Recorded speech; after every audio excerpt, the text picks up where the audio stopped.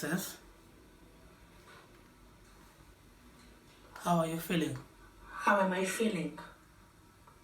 I had just been ordered to get married to a man who lost his wife a week ago. So you tell me, little brother, how am I feeling? You just stood there. You watched and listened as Mama and Dada gave orders about what's going to happen with my life. You said nothing. Well, nothing I could have said would have made a difference. You're lying. For 19 years, I've watched you grow right in front of me. I know you, Vincent, sometimes even better than you know yourself. You've always had my back, always.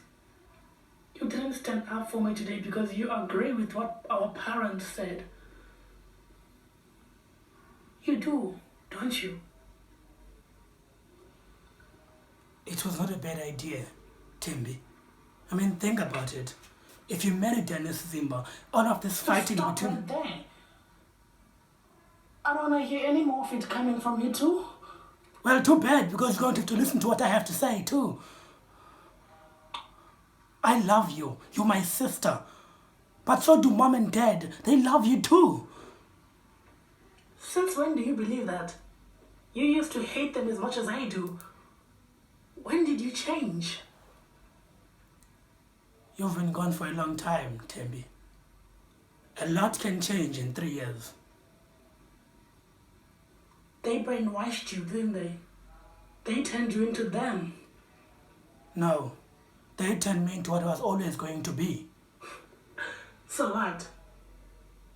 They sent you here so you could come and change my mind? Is that it? They did, actually. Well then, you go and tell them that my mind will not be changed by you or anyone else.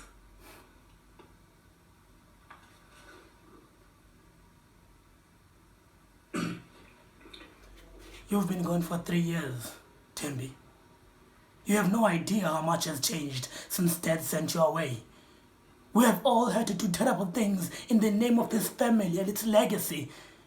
Mom and Dad are asking you to do one stupid, simple thing, and you refuse. His wife died last week, Vincent. When did you all even get time to plan all of the... Wait. There was no car accident, was there? They killed that poor woman, didn't they? Oh my God. It was you? All of this was your idea? She was in the way, okay? Busy putting her nose where it didn't belong, involving the police, causing chaos in the taxi rank. Father knew she had to be taken care of, and I took care of her for him. No. Like I said, I've had to do a lot of bad things for our family. Even if that meant going against everything that I've ever believed in. I was supposed to be in varsity by now. I gave up my dream just so I can be here and help Mom and Dad with the taxi business while you're off in London.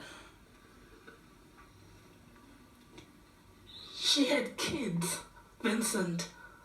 Little kids.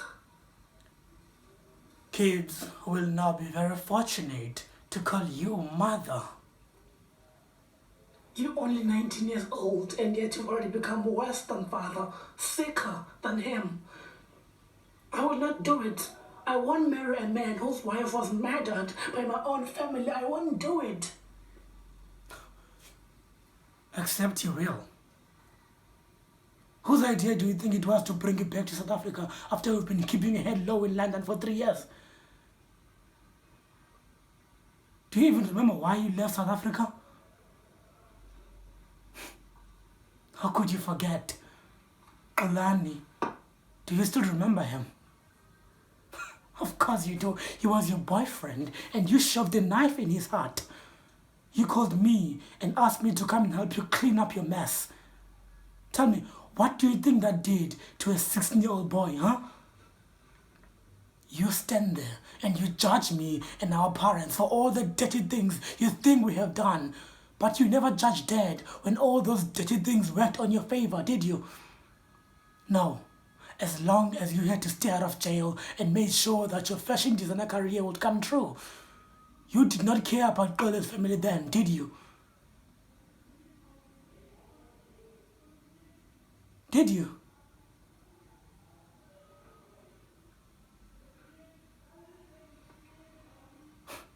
I never asked you to call Dad that night. Oh no? So what then? Did you expect a 16-year-old naive boy to clean up all that mess and make it all disappear by himself? After I told you to leave, I called Dad that night. I told him what you had done. He cleaned up the mess, made Granny's body disappear like it never existed. Well, it turns out that his remains could still be found. His case reopened, and whoever murdered him put to justice. You know how resourceful our father can be. He makes things happen.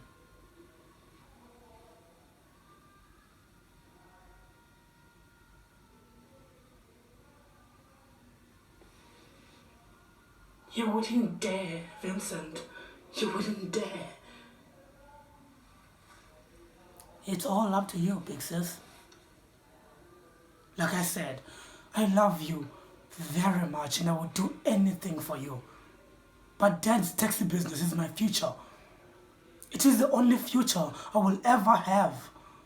So if you do anything to put this family's legacy at jeopardy, then I will gladly help Dad put you behind bars for a very long time that when you get out, fashion designing won't even be a thing.